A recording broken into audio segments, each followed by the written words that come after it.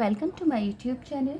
आज मैं आपको बच्चों क्लास 4th के लिए ईवीएस के चैप्टर नंबर 23 के सभी question answer hand to hand लिखने बताऊंगी, ताकि छोटी सी वीडियो से जल्दी से आपके एग्ज़ाम की तैयारी पूरी हो सके।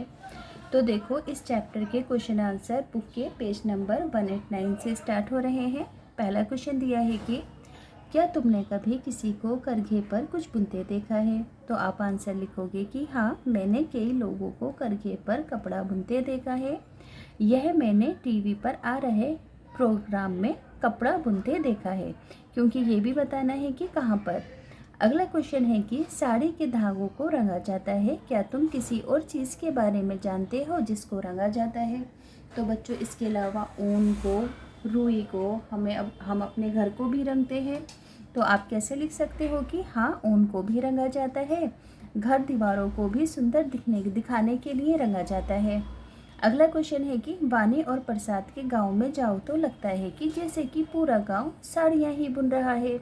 क्या तुम भी ऐसी कोई जगह जानते हो जहाँ पर हर तरफ एक सा काम करते हुए लोग नज़र आते हैं? जैसे कि आप कभी रास्तों में जाते हैं तो आपने देखा होगा कि जगह जगह लोग ईंटें बना रहे होते हैं, है ना, मजदूरी का काम कर रहे होते हैं, कोई मिट्टी के बर्तन बना रहा होता है, कहीं पर चूड़ियाँ ही बन रही होती हैं। तो आप लिखोगे कि हाँ, मेरे गांव जहाँ मेरे दादाजी रहते हैं, वहाँ एक बस्ती में बहुत सारे लोग मिट्टी के बर्तन बनाते हैं। अगला क्वेश्चन है कि क्या वे कोई चीज़ तैयार करते हैं? तो हाँ, ये लोग मिट्टी के बर्तन बनाते हैं।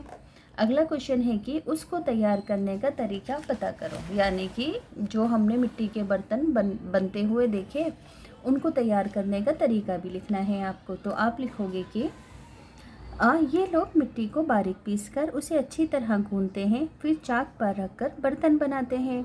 गीले बर्तन को धूप में सुखाकर आग में भी पकाते हैं, फिर इन बर्तनों को सुंदर रंगों से रंग देते हैं। समझ में आया? सबसे पहले मिट्टी को बारीक पीसकर गूंथते हैं, फिर चाक पर बर्तन बनाते हैं, फिर धूप के अंदर सुखाते हैं, सूखने के बाद आग के अंदर पकाते हैं, और फिर लास्ट में इन बर्तनों को रंग बिरंगे रंगों से रंग दिया जाता है।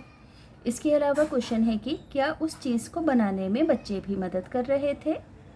तो हाँ, बर्तन बनाने में कुछ बच्चे भी अपने माता पिता की मदद कर रहे थे। अगला क्वेश्चन है कि उस चीज़ को बनाने में क्या आदमी और औरतें अलग अलग तरह के काम करते हैं? तो हाँ, आदमी बर्तन बनाते हैं तथा औरतें उसे धूप में सुखाने के लिए रखती हैं। आगे देखो, अगला क्वेश्चन है कि किसी लुहार, बढ़ई या कुम्हार से बातचीत करो और उनके पास जाकर इन सभी प्रश्नों के उत्तर पूछो। जैसे कि मैंने लिखा, मैंने एक कुम्हार से बातचीत की तथा उन्होंने मुझे पुस्तक के प्रश्नों का उत्तर इस प्रकार दिया। पहला प्रश्न है कि उन्होंने अपना काम कहाँ से सीखा? तो उन्होंने यह काम अपने बुजुर्गों से सीखा। अगला क्वेश्चन है कि उनको काम में क्या क्या चीज़ें सीखनी पड़ती हैं? तो उनको इस काम में मिट्टी को अच्छे से गूंथना, पीसना, चाक चलाना आदि काम सीखने पड़ते हैं। अगला क्वेश्चन है कि क्या उन्होंने अपना काम अपने परिवार में किसी और को भी सिखाया है?